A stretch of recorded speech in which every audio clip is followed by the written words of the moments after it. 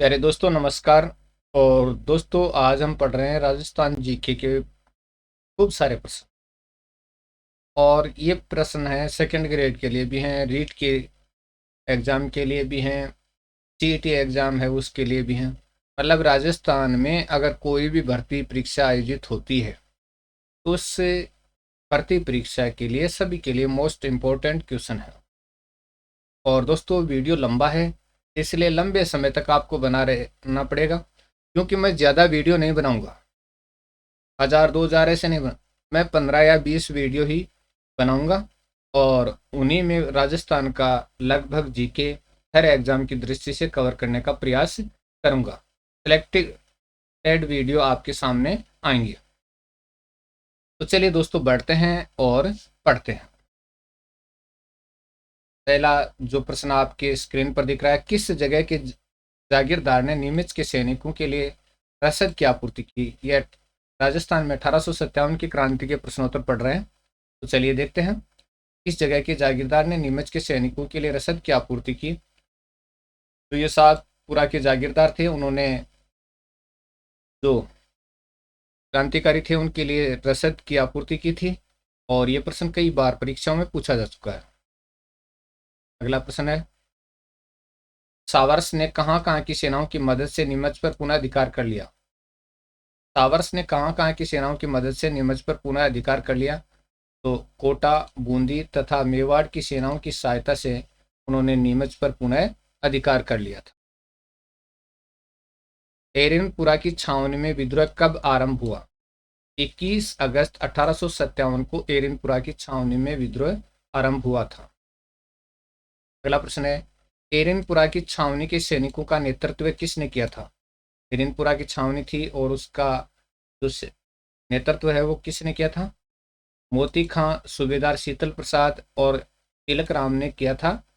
एरनपुरा की छावनी के सैनिकों का नेतृत्व है।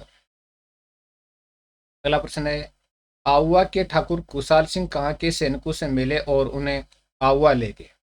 आहुआ के ठाकुर कुशाल सिंह कहाँ के सैनिकों से मिले और उन्हें आहुआ ले गए थे? एरनपुरा के सैनिकों से मिले और उनको वहां से आहुआ ले गए। आहुआ में क्रांति का नेतृत्व किसने किया? ठाकुर कुशाल सिंह ने आहुआ में क्रांति का नेतृत्व किया। अगला है, आहुआ, आसोब, आलनी, यावास, लाम्बिया, गुल्लर, रूडावास परगनों के सैनिकों ने 8 सितंबर 1857 को किसकी सेना को पराजित किया?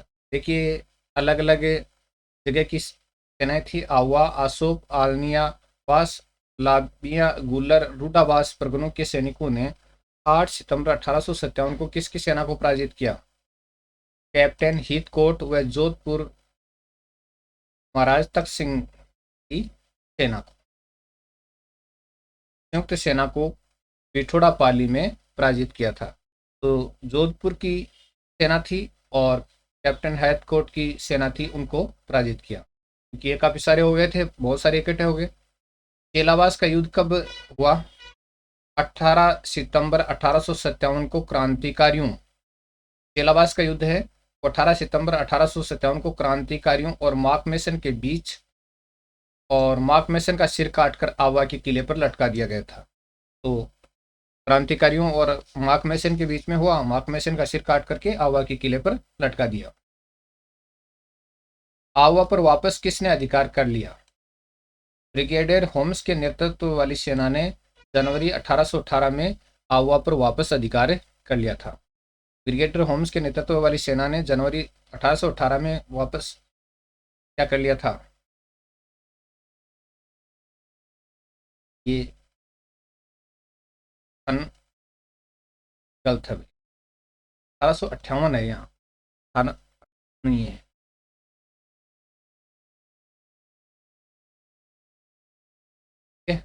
आवा पर वापस किसने अधिकार कर लिया? ब्रिगेडियर होम्स के नेतृत्व वाली सेना ने जनवरी 1858 में, 18 लिखी गया था। चलिए, कोटा में 1857 की क्रांति की शुरुआत कब हुई? कोटा में, कोटा में 1857 की क्रांति की शुरुआत कब हुई थी? कोटा में, कोटा में 1857 की क्रांति की शुरुआत 15 अक्टूबर 1857 को हुई थी। 15 अक्टूबर 1857 को कोटा में 1857 की क्रांति की शुरुआत हुई थी। कोटा में 1857 की क्रांति का नेतृत्व किसने किया? कोटा में 1857 की क्रांति का नेतृत्व लाला जयदयाल और मेहराब अली खां ने किया था। कोटा में 1857 की क्रांति का नेतृत्व लाला जयदयाल और मेहराब अली खां ने किया था। इस स्थान पर क्रांतिकारियों ने कैप्टन बर्टन का सिर काटकर पूरे शहर में घुमाया।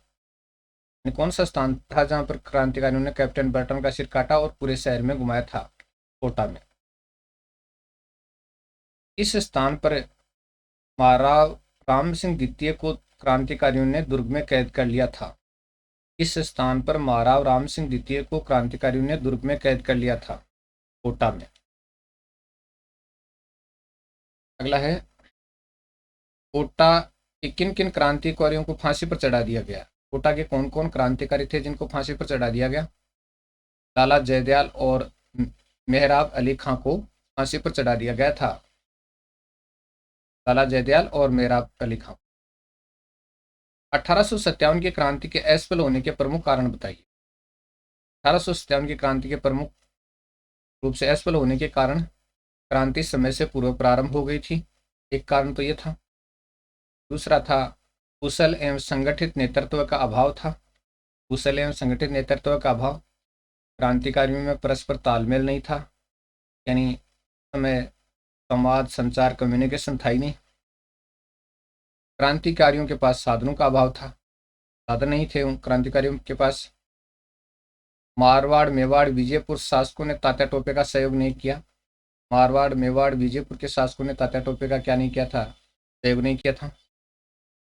कोटा और नसीराबाद भरतपुर धौलपुर टोंक आदि में विद्रोह अलग अलग समय पर शुरू हुए। कोटा में, नसीराबाद में, भरतपुर में, धौलपुर टोंक आदि में विद्रोह तो हुए लेकिन अलग अलग समय पर शुरू हुए थे, इसलिए क्रांति असफल हो गई। क्रांति की शुरुआत सीमित स्थानों पर हुई थी। अधिकांश राजा महाराजाओं द्वारा अंग्रेजों को भरपूर सहयोग प्रदान किया गया था। तो अधिकांश राजा महाराजाओं ने अंग्रेजों को सहयोग प्रदान किया, जिससे क्रांति असफल हो गई। 1857 की क्रांति के क्या परिणाम नजर आए, यानी परिणाम क्या नजर आए? ब्रिटिश सरकार ने राजाओं को अंग्रेजी शिक्षा देना प्रारंभ किया। एक तो ये परिणाम आया कि ब्रिटिश सरकार ने राजाओं को अंग्रेजी शिक्षा देना क्या कर दिया? प्रारंभ कर दिया। ब्रिटिश सरकार ने पुरस्कार देना, उपाधियां देना भी स्वीकार किया। पुरस्कार देना भी शुरू किया, उपाधि देना भी शुरू किया। सामंत वर्ग की शक्ति को समाप्त करने की नीति अपनाई गई और सामंत वर्ग की जो शक्ति थी उसको समाप्त करने की नीति को अपनाया गया। अंग्रेजी शिक्षा पद्धति का विस्तार किया गया। अंग्रेजी शिक्षा पद्धति का ज्यादा से ज्यादा क्या किया गया? विस्तार किया गया। नौकरशाही में अंग्रेजी शिक्षा प्राप्त अनुभवी एवं स्वामी भक्त व्यक्तियों की भर्ती की जाने लगी। तो नौकरशाही में अंग्रेजी शिक्षा प्राप्त अनुभवी एवं स्वामी भक्त व्यक्तियों की भर्ती की जाने लगी।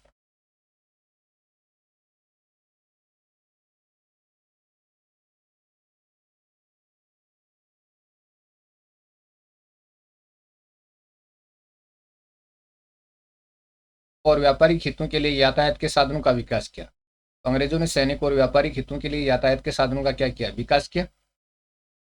1857 की क्रांति के प्रमुख कारण बताइए। कारण ये थे, कंपनी का राज्यों के आंतरिक शासन में हस्तक्षेप। कंपनी का राज्यों के आंतरिक शासन में हस्तक्षेप था। राज्यों के उत्तराधिकार के प्रश्न पर असंतोष था। राज्यों का जो उत्तराधिकार का प्रश्न था उस पर असंतोष था। सामान्य जनता की भावना अंग्रेजी शासन के विरुद्ध थी। राज्यों के आर्थिक मामलों में हस्तक्षेप किया जाने लगा था। कंपनी राज्य के आर्थिक मामलों में क्या कर रही थी? हस्तक्षेप कर रही थी। सामंतों की मनोदशा, और सामंतों की मनोदशा भी कंपनी की क्या थी? विरुद्ध थी। चलिए, अब हड़प्पा सभ्यता की खोज किसने की? हड़प्पा सभ्यता की खोज दयाराम साहनी ने की थी। प्रश्न बहुत ही मोस्ट है, पढ़ लीजिएगा दोस्तों।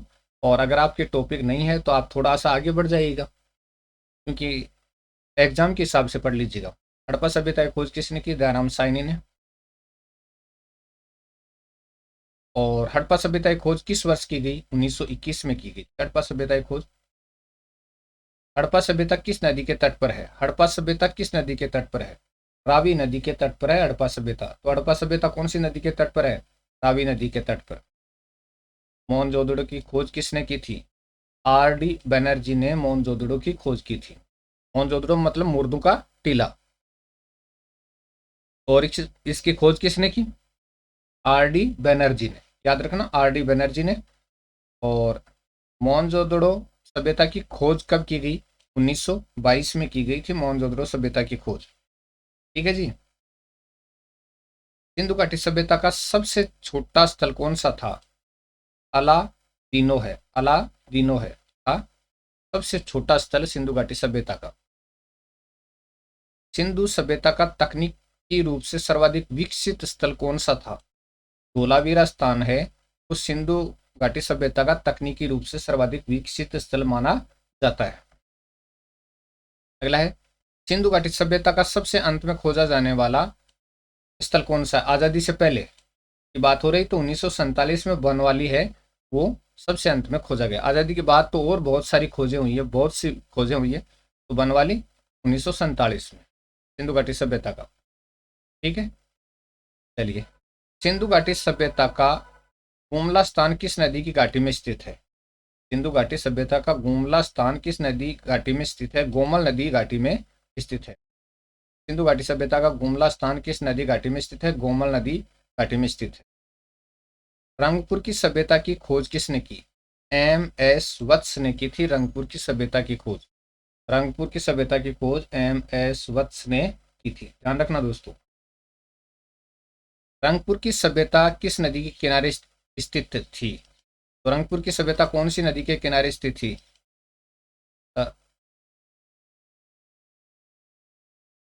चलिए, स्थित थी तो ये थी भोगवा नदी के किनारे स्थित थी। कौन सी नदी के किनारे? भोगवा नदी के किनारे स्थित थी। ठीक है जी, भोगवा नदी के किनारे स्थित थी रंगपुर की सभ्यता। नेक्स्ट क्वेश्चन, रंगपुर की सभ्यता की खोज कब की गई?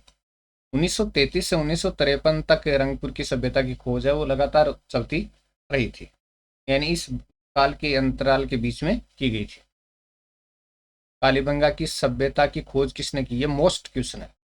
बीबी लाल ने की थी। राजस्थान में अगर देखा जाए तो ये प्रश्न काफी मोस्ट है। बीबी लाल ने कालीबंगा की सभ्यता की खोज की थी। किसने? बीबी लाल ने। एक बार पुनः बोल रहा हूं, बीबी लाल ने कालीबंगा की सभ्यता की खोज की थी। कालीबंगा की सभ्यता किस नदी के किनारे है? घग्गर नदी के किनारे है। घग्गर नदी कहाँ पर बहती है? हनुमानगढ़ में बहती है। ठीक है, चलिए। कालीबंगा की सभ्यता की खोज कब की गई? 1958 में की गई थी कालीबंगा सभ्यता की खोज। कब? 1958 में। सही है। रोपड़ की सभ्यता की खोज किसने की? रोपड़ की सभ्यता की यज्ञदत्त शर्मा ने रोपड़ की सभ्यता की खोज की थी। किसने? यज्ञदत्त शर्मा ने। रोपड़ की सभ्यता किस नदी के किनारे पर स्थित है? सतलज नदी के किनारे पर स्थित है रोपड़ की सभ्यता। कौन सी नदी के किनारे? सतलज नदी के। अगला है, रोपड़ की सभ्यता की खोज कब की गई? 1953 में रोपड़ की सभ्यता की खोज की गई थी। 1953। चलिए, कोट दीजी की सभ्यता की खोज किसने की? एफ ए खान ने की थी कोट दीजी की सभ्यता की खोज। कोट दीजी की जो सभ्यता उसकी खोज एफ ए खान ने की थी। अगला है, कोट दीजी की सभ्यता किस नदी के किनारे है? ये सिंधु नदी के किनारे है कोट दीजी की सभ्यता, सिंधु नदी के किनारे। नेक्स्ट है, कोट दीजी की सभ्यता की खोज कब की गई? 1955 में कोट दीजी की सभ्यता की खोज की गई थी। लोथल की सभ्यता की खोज किसने की? एस आर राव ने की थी लोथल की सभ्यता की खोज। तो लोथल की सभ्यता की खोज करने वाले कौन थे? एस आर राव थे। नेक्स्ट है, लोथल की सभ्यता किस नदी के किनारे स्थित है? तो ये भोगवा नदी के किनारे स्थित है लोथल की सभ्यता। लोथल की सभ्यता कहां पर है दोस्तों? भोगवा नदी के किनारे स्थित है। अगला प्रश्न है, लोथल की सभ्यता की खोज कब की गई थी? 1957 में की गई थी लोथल की सभ्यता की खोज, 1957 में। अगला प्रश्न है, आलमगीरपुर की सभ्यता की खोज कब की गई? सॉरी, आलमगीरपुर की सभ्यता की खोज किसने की? यज्ञदत्त शर्मा ने की थी आलमगीरपुर की सभ्यता की खोज। किसने? यज्ञदत्त शर्मा ने। आलमगीरपुर की सभ्यता किस नदी के किनारे स्थित है? हिंडन नदी के किनारे स्थित है आलमगीरपुर की सभ्यता। कौन सी नदी के किनारे? हिंडन नदी के। आलमगीरपुर की सभ्यता की खोज कब की गई? 1958 में की गई थी आलमगीरपुर की सभ्यता की खोज। सुत कांगेदौर की सभ्यता की खोज किसने की? ओस्टाइन ने की थी सुत कांगेदौर की सभ्यता की खोज। किसने? ओस्टाइन ने। सुत कांगेदौर की सभ्यता की खोज ओस्टाइन ने। अगला है, सुत कांगेदौर की सभ्यता की खोज कब की गई? 1927 में की गई थी सुत कांगेदौर की सभ्यता की खोज 1927 में। सुत कांगेदौर की सभ्यता किस नदी के किनारे स्थित है? दासक नदी के किनारे स्थित है सुत कांगेदौर की सभ्यता। कहां पर है? दासक नदी के। चलिए, चनुदड़ो की सभ्यता की खोज किसने की? चनुदड़ो की सभ्यता की NC मजूमदार ने चनुदड़ो की सभ्यता की खोज की थी। NC मजूमदार ने। चनुदड़ो की सभ्यता किस नदी के किनारे स्थित है? सिंधु नदी के किनारे स्थित है चनुदड़ो की सभ्यता, सिंधु नदी के किनारे। चनुदड़ो की सभ्यता की खोज कब की गई? 1931 में की गई थी चनुदड़ो की सभ्यता की खोज 1931 में। सिंधु घाटी सभ्यता के लोगों का मुख्य व्यवसाय क्या था? सिंधु घाटी सभ्यता के लोगों का मुख्य व्यवसाय कृषि और पशुपालन था।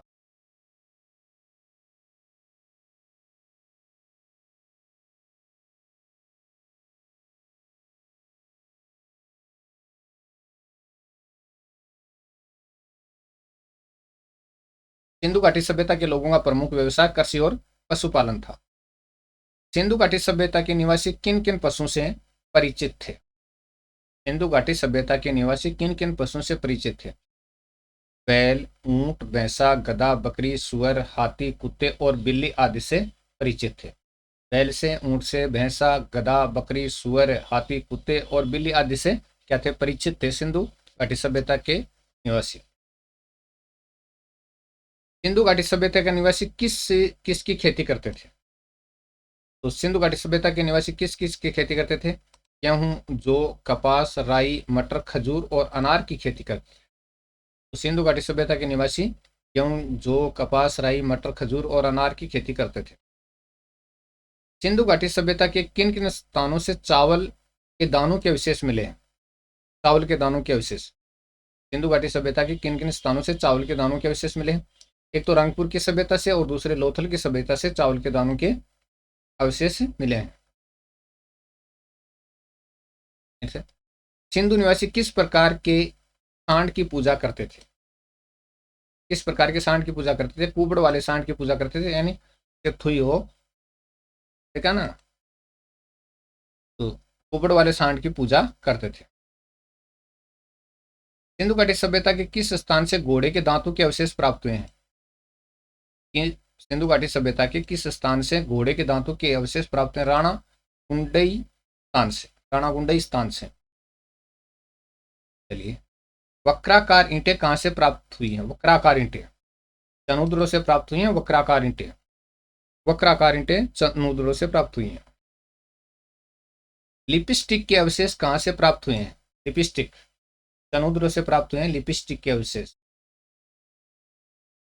तो चनुद्रों से लिपस्टिक के अवशेष प्राप्त हुए हैं, देख लेना जी। सिंधु क्षेत्र को मेसोपोटामिया क्षेत्र के लोग क्या कहा करते थे?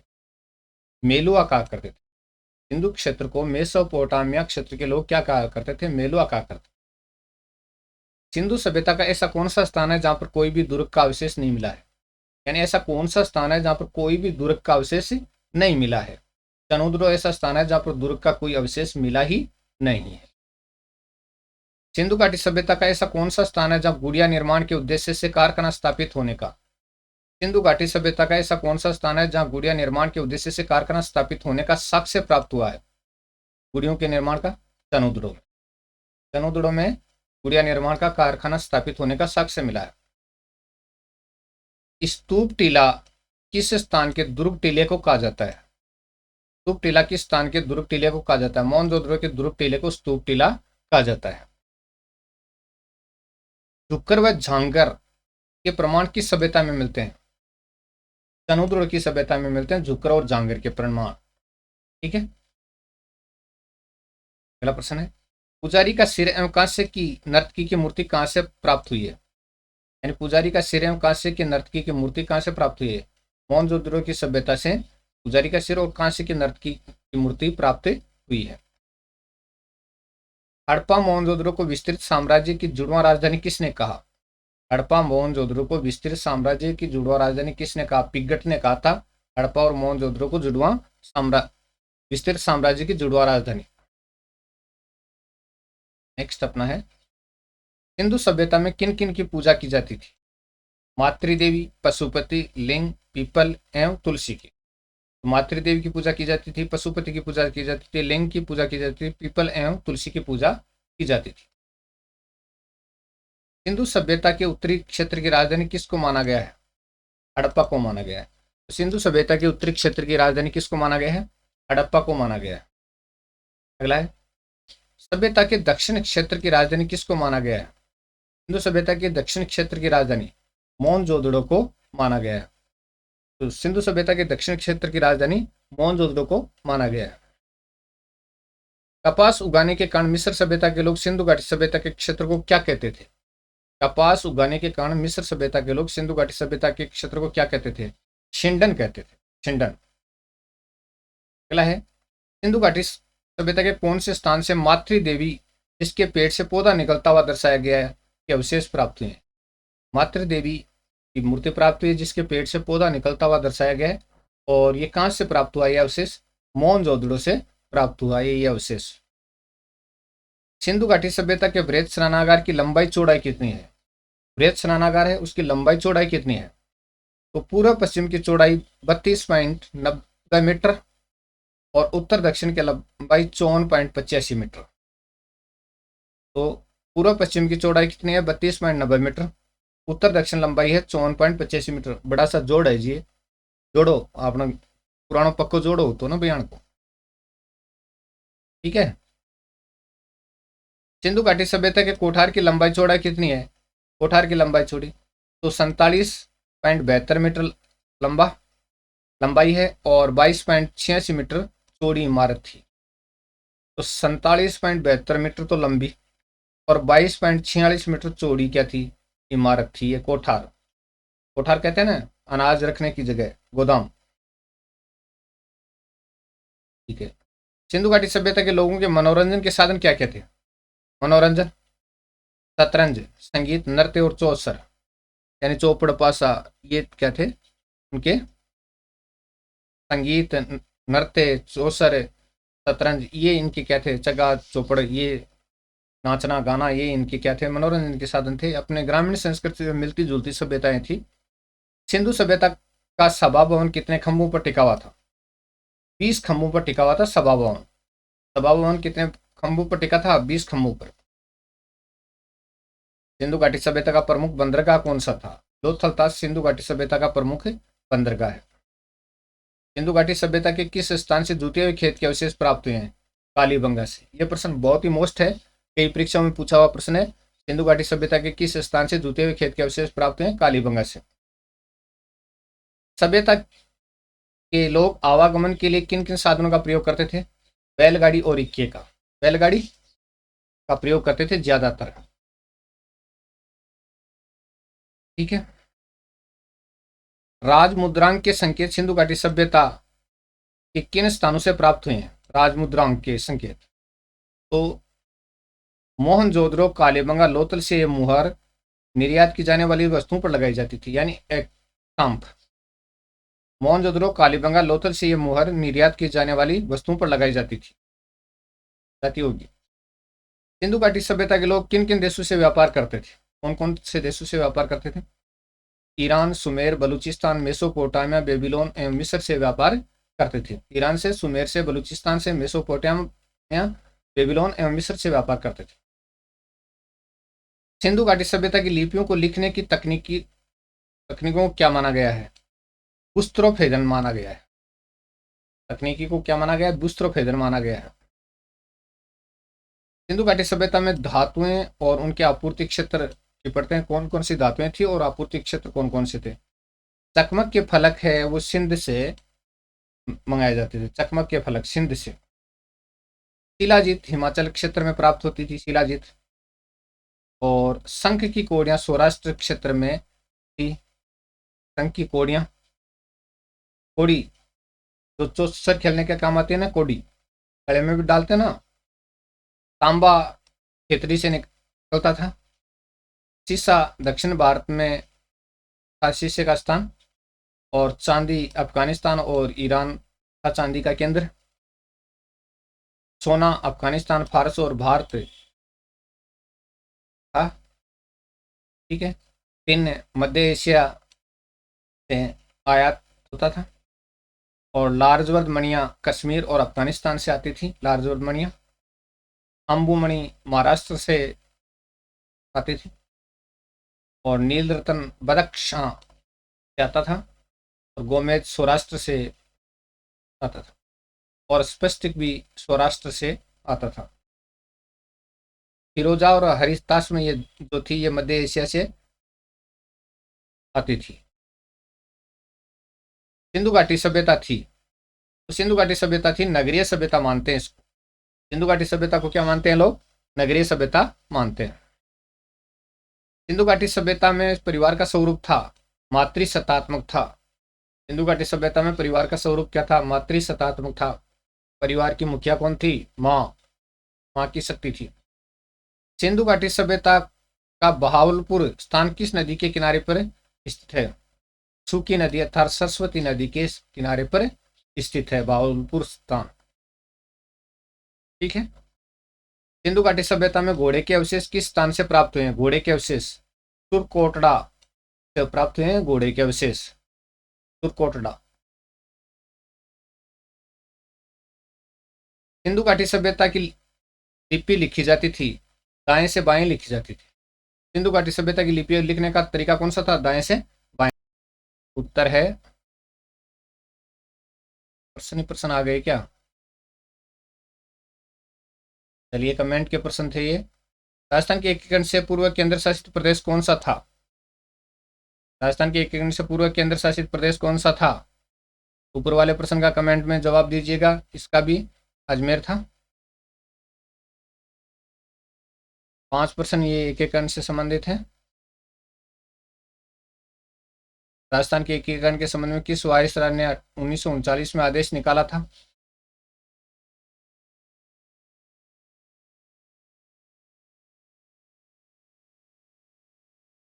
चलिए,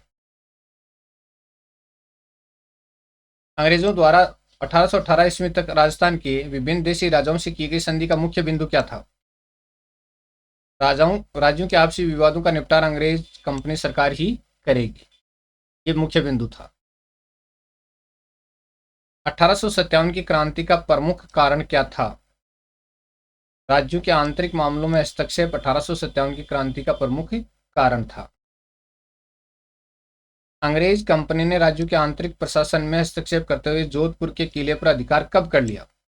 अंग्रेज कंपनी ने राज्यों के आंतरिक प्रशासन में हस्तक्षेप करते हुए जोधपुर के किले पर अधिकार कब कर लिया? 1839 में किले पर अधिकार कर लिया था। मांगरोल के युद्ध में कोटा माराव के विरुद्ध दीवान जालिम सिंह की मदद करना। मांगरोल के युद्ध में कोटा माराव के विरुद्ध दीवान जालिम सिंह की मदद करना अंग्रेज कंपनी की किस नीति को दर्शाता है? मांगरोल के युद्ध में कोटा माराव के विरुद्ध दीवान जालिम सिंह की मदद करना अंग्रेज कंपनी की किस नीति को दर्शाता है? राज्यों के आंतरिक मामलों में हस्तक्षेप की नीति को दर्शाता है। तो अंग्रेजों ने क्या कर दिया था? आंतरिक मामलों में हस्तक्षेप करना प्रारंभ कर दिया था।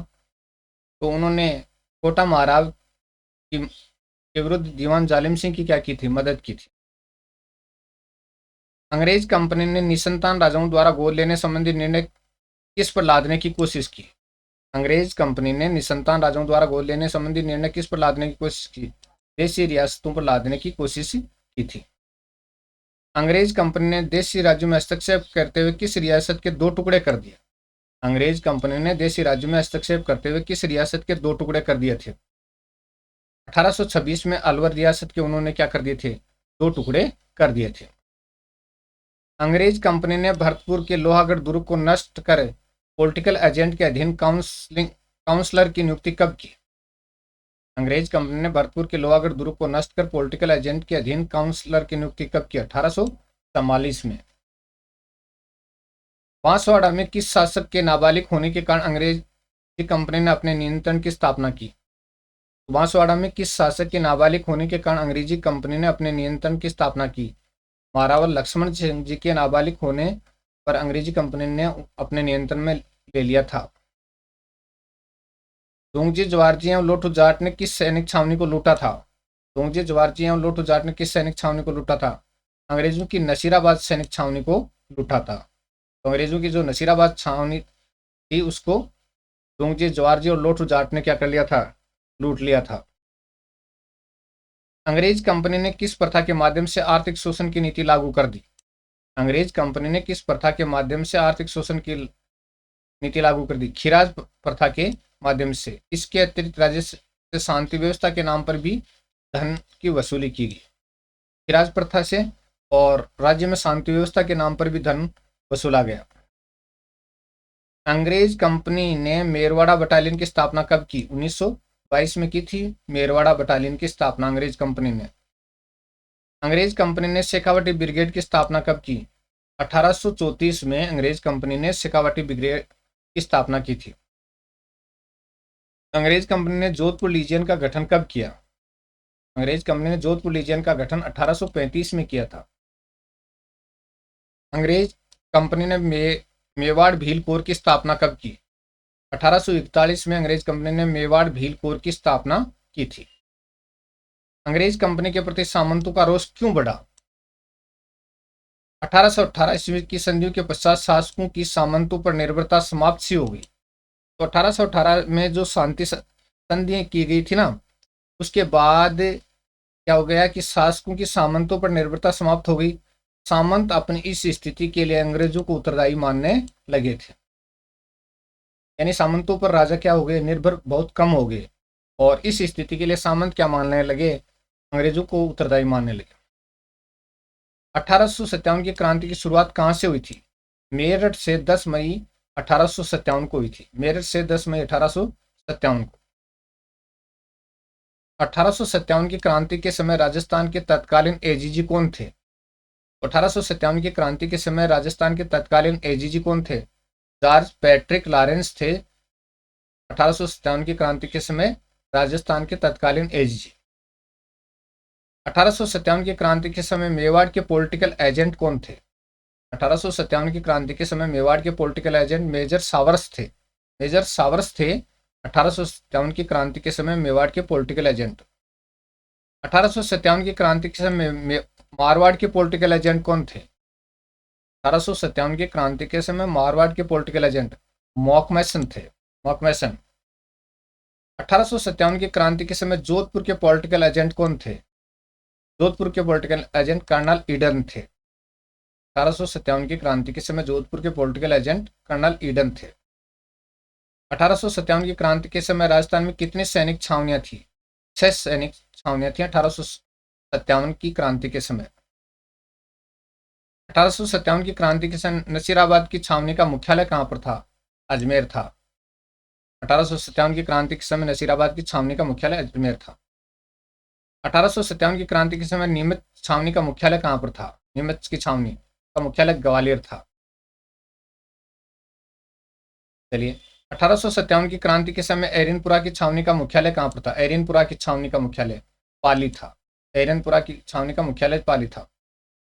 1857 की क्रांति के समय देवली की छावनी का मुख्यालय कहां पर था? देवली की छावनी का मुख्यालय टोंक था।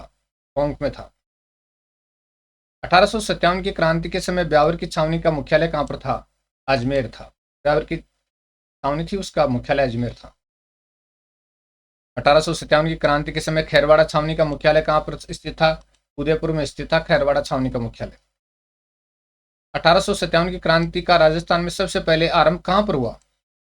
तो 1857 की क्रांति का राजस्थान में सबसे पहले आरंभ नसीराबाद की छावनी में 28 मई 1857 को हुआ था। और मेजर स्पॉटिस वुड एवं न्यूबरी मारे गए थे। 1857 की क्रांति का प्रारंभ नीमच की छावनी में कब हुआ? 1857 की क्रांति का प्रारंभ नीमच की छावनी में कब हुआ? 3 जून 1857 को हुआ था। मत्स्य संघ का गठन कब किया गया? 18 मार्च 1948 को मत्स्य संघ का गठन किया गया था। मत्स्य संघ में कौन कौन सी रियासतें शामिल थी? अलवर, धौलपुर, भरतपुर, करौली रियासत शामिल थी मत्स्य संघ में। अलवर, धौलपुर, भरतपुर और करौली। मत्स्य संघ की राजधानी किसको बनाया गया? अलवर को बनाया गया था मत्स्य संघ की राजधानी। किसको? अलवर को। मत्स्य संघ का राज प्रमुख किसको बनाया गया? मत्स्य संघ का राज प्रमुख धौलपुर के महाराजा उदय भान सिंह को मत्स्य संघ का राज प्रमुख बनाया गया था। मत्स्य संघ का राज प्रमुख किसको बनाया गया? धौलपुर के महाराजा उदय भान सिंह। मत्स्य संघ का प्रधानमंत्री किसको नियुक्त किया गया? शोभाराम कुमावत को मत्स्य संघ का प्रधानमंत्री नियुक्त किया गया था। किसको? शोभाराम कुमावत को मत्स्य संघ का प्रधानमंत्री। राजस्थान संघ का निर्माण कब किया गया? 25 मार्च 1948 को राजस्थान संघ का निर्माण किया गया था। 25 मार्च 1948 को। राजस्थान संघ में कौन कौन सी रियासत शामिल थी? बांसवाड़ा, कोटा, बूंदी, झालावाड़, टोंक, डूंगरपुर, प्रतापगढ़। बांसवाड़ा, कोटा, बूंदी, झालावाड़, टोंक, डूंगरपुर और प्रतापगढ़ रियासत शामिल थी राजस्थान संघ में। बांसवाड़ा, कोटा, बूंदी, झालावाड़, टोंक, डूंगरपुर, प्रतापगढ़ रियासत शामिल थी राजस्थान संघ में। और साथ ही साथ कौन सी थी? किशनगढ़, शाहपुरा और कुशलगढ़ व लावा ठिकानों को मिलाकर राजस्थान संघ का निर्माण किया गया। तो पूरा देखिएगा। बांसवाड़ा, कोटा, बूंदी, झालावाड़, टोंक, डूंगरपुर, प्रतापगढ़, किशनगढ़, शाहपुरा और कुशलगढ़ व लावा ठिकानों को मिलाकर राजस्थान का क्या किया गया? संघ का, राजस्थान संघ का निर्माण किया गया। ठीक है, 2 ठिकाने तो आ गए अपने। ऊपर एक प्रश्न आया था, कितने ठिकाने और कितनी रियासत थी? चलिए, राजस्थान संघ की राजधानी किसको बनाया गया? कोटा को बनाया गया था राजस्थान संघ की राजधानी।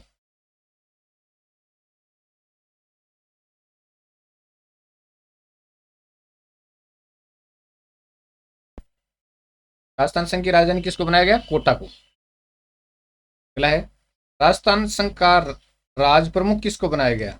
तो राज प्रमुख देख लेते हैं। राजस्थान संघ का राज प्रमुख बनाया गया कोटा के महाराव भीम सिंह को। राजस्थान संघ का राज प्रमुख बनाया गया कोटा के महाराव भीम सिंह को बनाया गया था राजस्थान संघ का राज प्रमुख। ठीक है, राजस्थान संघ का प्रधानमंत्री किसको बनाया गया? गोकुल लाल असावा को राजस्थान संघ का प्रधानमंत्री बनाया गया। राजस्थान संघ का प्रधानमंत्री गोकुल लाल असावा को। संयुक्त राजस्थान का गठन कब किया गया? 18 अप्रैल 1948 को संयुक्त राजस्थान का गठन किया गया था। 18 अप्रैल 1948 को संयुक्त राजस्थान का गठन किया गया था।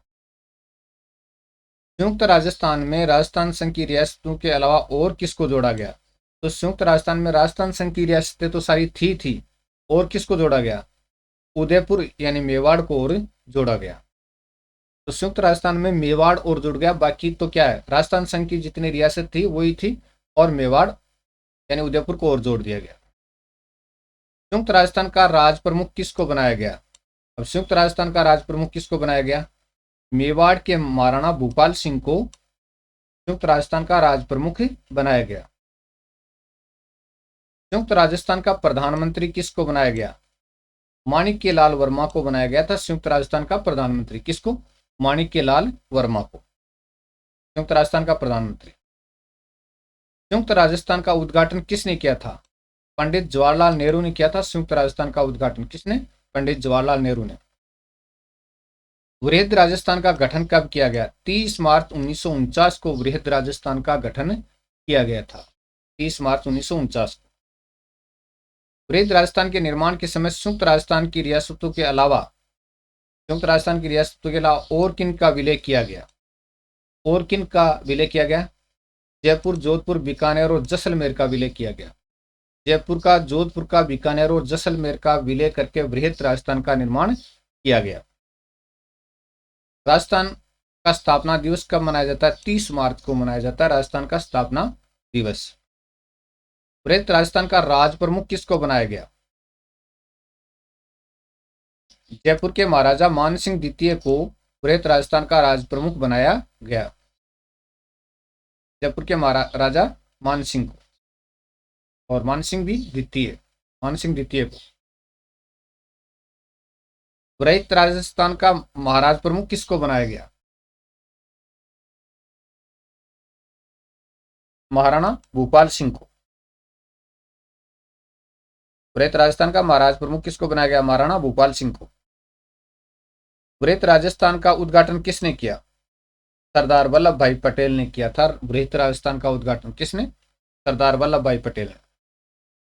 संयुक्त वृहत राजस्थान का गठन कब किया गया? संयुक्त और वृहत राजस्थान का गठन 15 मई 1949 को किया गया था। संयुक्त वृहत राजस्थान का गठन 15 मई 1949 को। संयुक्त वृहत राजस्थान का गठन करते समय वृहत राजस्थान में किस किस का विलय किया गया? तो संयुक्त वृहत राजस्थान का गठन करते समय वृहत राजस्थान में किस किस का विलय किया गया? मत्स्य संघ और निमराना ठिकाने का। तो मत्स्य संघ और निमराना ठिकाने का। लावा, कुशलगढ़, निमराना 3 ठिकाने। अजमेर मेरवाड़ा केंद्र शासित प्रदेश और रियासत थी आ गया ना। निमराना भी ठिकाना था। तो ठिकाने कितने थे? लावा, कुशलगढ़ और निमराना। मत्स्य संघ में 4 थे, लेकिन यहाँ पर हम बात और पढ़े। संयुक्त वृहत राजस्थान का गठन करते समय वृहत राजस्थान में किन किन का विलय किया गया? तो एक तो मत्स्य संघ का और एक निमराना ठिकाने का। ठीक है। राजस्थान के 6वें चरण के एकीकरण में किसका विलय किया गया? 6वें चरण के एकीकरण में, 6वां चरण है उसमें किसका एकीकरण किया गया?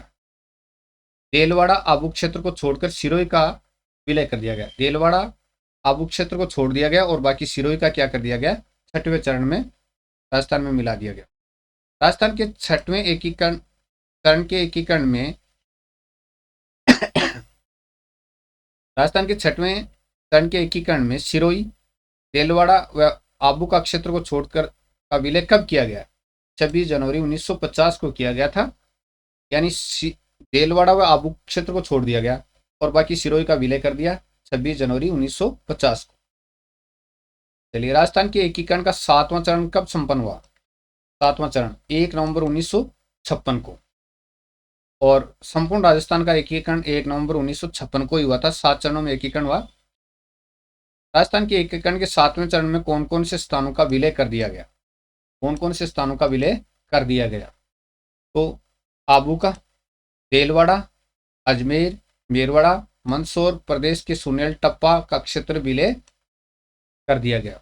आबू को मिला दिया गया, देलवाड़ा को, आबू देलवाड़ा को, और अजमेर मेरवाड़ा को, और मंदसौर प्रदेश का जो सुनेल टप्पा क्षेत्र था उसका विलय कर दिया गया।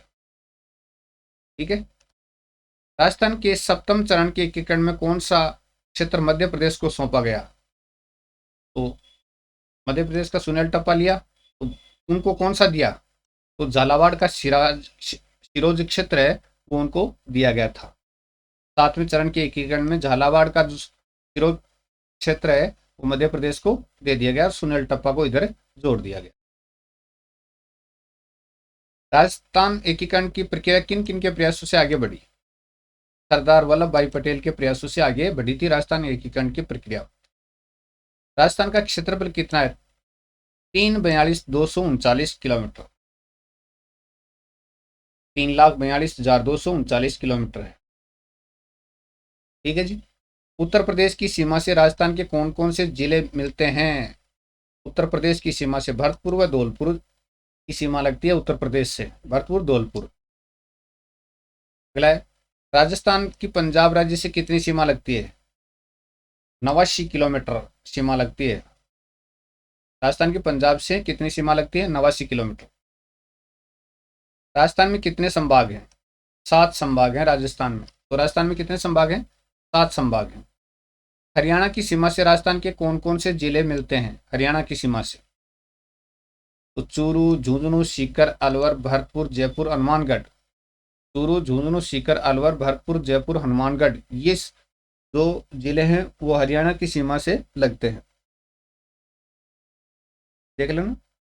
चूरू भी लगता है, हनुमानगढ़ भी लगता है, झुंझुनू भी लगता है, सीकर भी, अलवर भी, भरतपुर और जयपुर भी। ठीक है। राजस्थान की सीमा पूर्व दिशा में कौन से राज्य से लगती है? उत्तर प्रदेश से लगती है राजस्थान की सीमा पूर्व दिशा में, उत्तर प्रदेश से लगती है राजस्थान की सीमा। राजस्थान के संभागों के नाम बताइए। राजस्थान के संभाग कौन कौन से हैं? तो राजस्थान के संभाग देखिए, जयपुर, अजमेर, जोधपुर, उदयपुर, कोटा, बीकानेर, भरतपुर।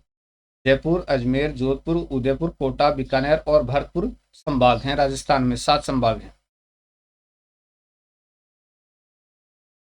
पंजाब की सीमा से राजस्थान के कौन कौन से जिले मिलते हैं? पंजाब की सीमा से श्रीगंगानगर और हनुमानगढ़ जिले हैं, वो पंजाब की सीमा से मिलते हैं। राजस्थान का भरतपुर संभाग कब बनाया गया था? 4 जून 2005 को राजस्थान का भरतपुर संभाग बनाया गया था, 4 जून 2005 को। राजस्थान की आकृति किस प्रकार की है? विषम विषम कोणीय चतुर्भुज के समान है राजस्थान की आकृति, विषम कोणीय चतुर्भुज के समान। गुजरात की सीमा से राजस्थान के कौन कौन से जिले मिलते हैं? गुजरात की सीमा से सिरोही, जालोर, बाड़मेर, बांसवाड़ा, डूंगरपुर, उदयपुर, ये जिले हैं वो गुजरात की सीमा से मिलते हैं। गुजरात की सीमा से राजस्थान के कौन कौन से जिले मिलते हैं? सिरोही, जालोर, बाड़मेर, बांसवाड़ा, डूंगरपुर, उदयपुर। ठीक है जी। राजस्थान का दक्षिणी पूर्वी पठारी भाग किसका अवशेष है? गोंडवाना लैंड का अवशेष है, गोंडवाना लैंड का, राजस्थान का दक्षिणी पूर्वी पठारी भाग। ठीक। चलिए, गंगानगर जिले की कितनी सीमा अंतर्राष्ट्रीय सीमा से लगती है? 210 किलोमीटर। गंगानगर जिले की कितनी सीमा अंतर्राष्ट्रीय सीमा से लगती है? 210 किलोमीटर। राजस्थान की उत्तर दिशा में सीमा कौन से राज्य से लगती है? पंजाब से लगती है, उत्तर दिशा में राजस्थान की सीमा पंजाब से।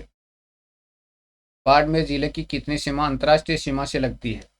228 किलोमीटर। बाड़मेर जिले की कितनी सीमा अंतर्राष्ट्रीय सीमा से लगती है? 228 किलोमीटर। राजस्थान की सर्वाधिक अंतर्राष्ट्रीय सीमा किस जिले से लगती है? जैसलमेर से 464 किलोमीटर। राजस्थान की सर्वाधिक अंतर्राष्ट्रीय सीमा किस जिले से लगती है? जैसलमेर से 464 किलोमीटर। राजस्थान का अक्षांश विस्तार कितना है? अक्षांश विस्तार, ये तो सब परीक्षा में पूछा जाता है प्रश्न। 23 डिग्री 3 उत्तरी अक्षांश से 30 डिग्री 12 उत्तरी अक्षांश तक, यानी ये अक्षांश विस्तार है 23 डिग्री 3 से 23 डिग्री 3 उत्तरी अक्षांश से 30 डिग्री 12 उत्तरी अक्षांश तक है।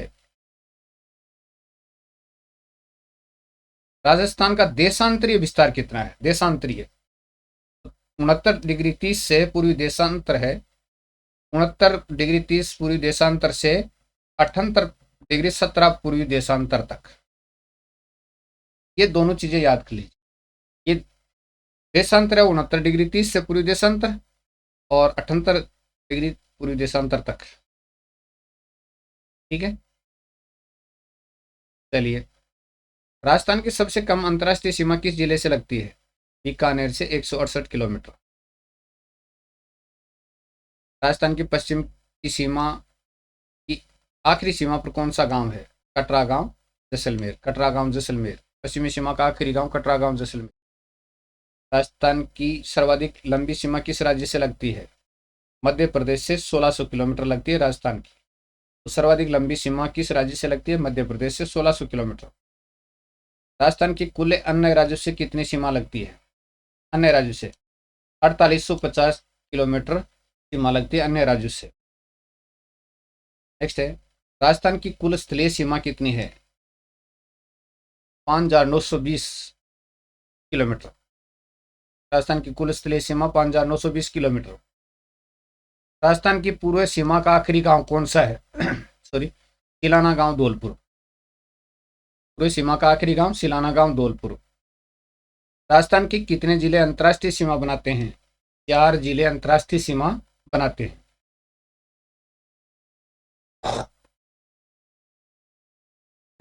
सॉरी, कटरा गांव, जैसलमेर और सिलाना गांव, धौलपुर के मध्य देशांतरीय विस्तार कितना है?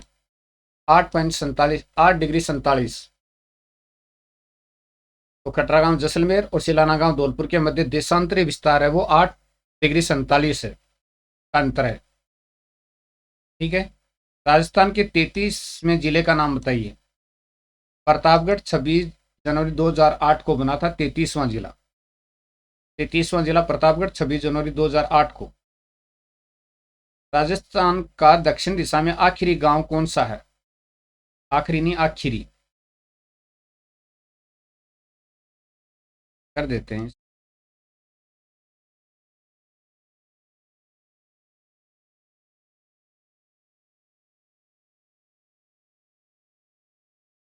बोरकुंड बांसवाड़ा। बोरकुंड बांसवाड़ा है वो आखिरी गांव है। ठीक है। राजस्थान का कौन सा जिला मध्य प्रदेश के साथ सबसे कम सीमा बनाता है? भीलवाड़ा है वो मध्य प्रदेश के साथ सबसे कम सीमा बनाता है। भीलवाड़ा की सीमा राजस्थान, यानी राजस्थान के भीलवाड़ा की सीमा मध्य प्रदेश से सबसे कम लगती है। राजस्थान की उत्तर प्रदेश से कितनी सीमा लगती है? 877 किलोमीटर लगती है राजस्थान की उत्तर प्रदेश से। 877। ठीक है ना।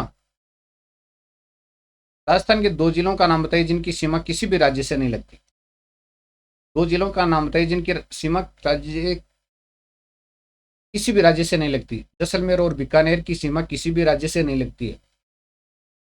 भारत के किसी भी राज्य से नहीं लगती है, जिलों से तो लगती है।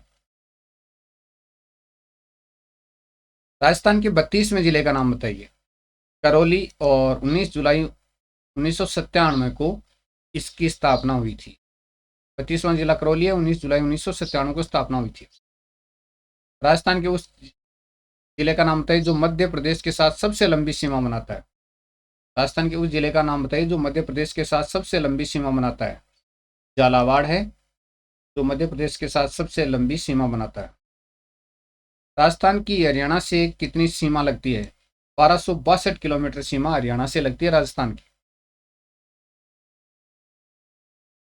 राजस्थान के 31वें जिले का नाम बताइए। हनुमानगढ़, 12 जुलाई 1994 को इसका गठन हुआ था। राजस्थान के 31वें जिले का नाम हनुमानगढ़ है, 12 जुलाई 1994 को गठन। राजस्थान का ऐसा कौन सा जिला है जिसकी सीमाएं पंजाब हरियाणा दोनों से लगती हैं? यानी पंजाब से और हरियाणा से दोनों से लगती हैं। ऐसा कौन सा जिला है? तो हनुमानगढ़ है ये। ऐसा जिला कौन सा है? हनुमानगढ़ है, जिसकी सीमाएं पंजाब से भी लगती है और हरियाणा से भी लगती हैं। राजस्थान के दक्षिण व दक्षिण पश्चिम में किस राज्य की सीमा लगती है? दक्षिण व दक्षिण पश्चिम में किस राज्य की सीमा लगती है? गुजरात राज्य की सीमा लगती है दक्षिण व दक्षिण पश्चिम में, गुजरात राज्य की। राजस्थान की गुजरात से कितनी सीमा लगती है? 1022 किलोमीटर सीमा लगती है गुजरात से राजस्थान की। राजस्थान का ऐसा जिला जिसकी सीमाएं हरियाणा व उत्तर प्रदेश दोनों के साथ लगती है।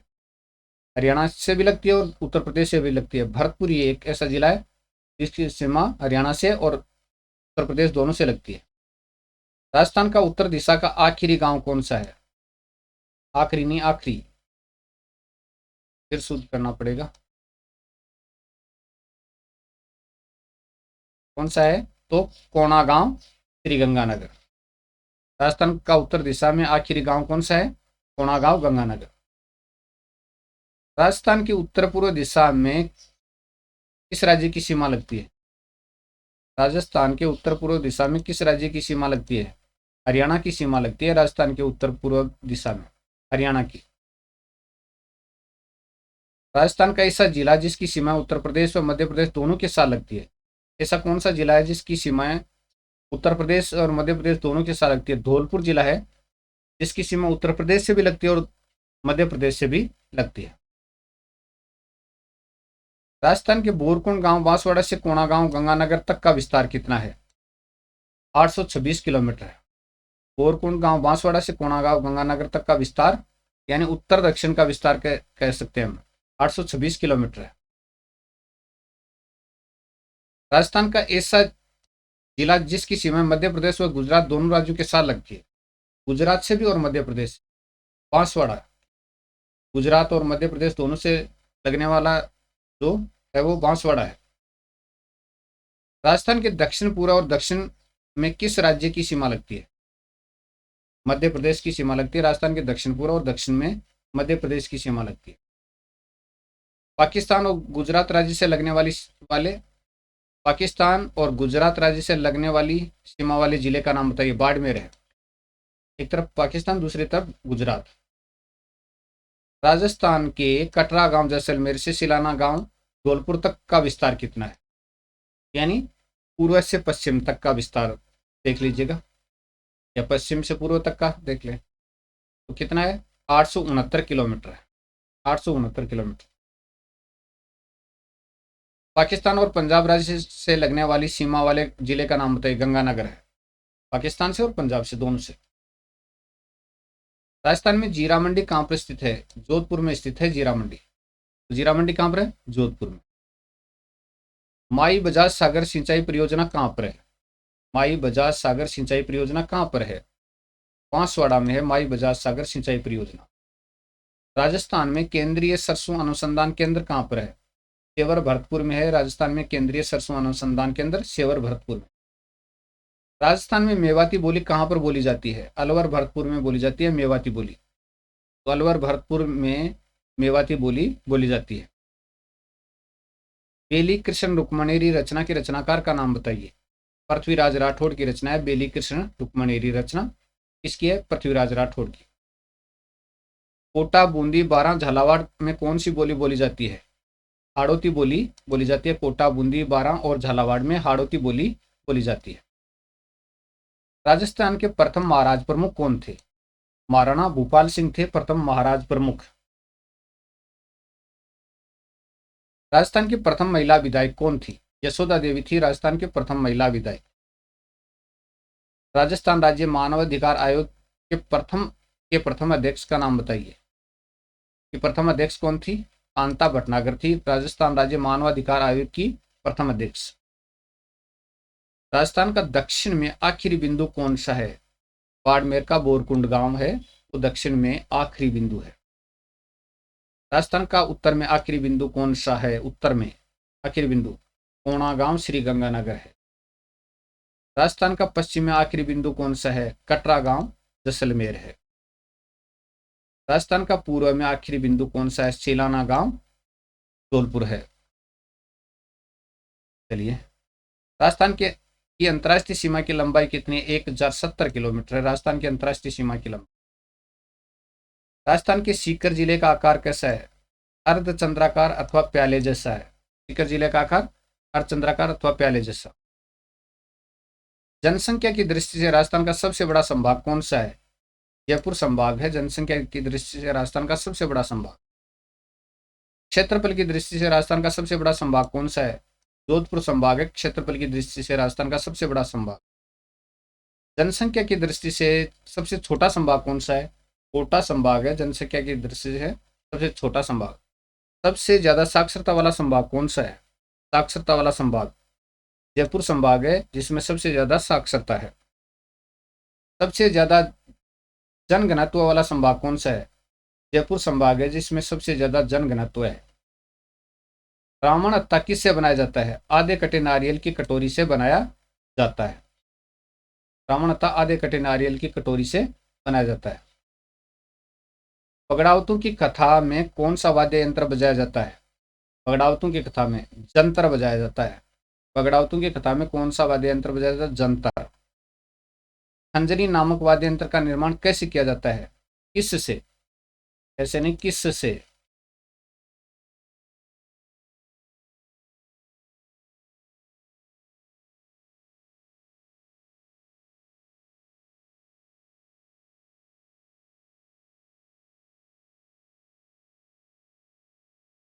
आम की लकड़ी से किया जाता है। खंजरी का निर्माण आम की लकड़ी से किया जाता है। ठीक है, चलिए। झांझ वाद्य यंत्र किसके द्वारा बजाया जाता है? बाबूजी के भोपू द्वारा बजाया जाता है झांझ वाद्य यंत्र। और शिव और गौरी का वाद्य यंत्र किसको माना जाता है? मांदल को माना जाता है। आज सुबह से लेकर अब तक 600 प्रश्नोत्तर आपके सामने प्रस्तुत कर दिए हैं। बहुत बहुत धन्यवाद।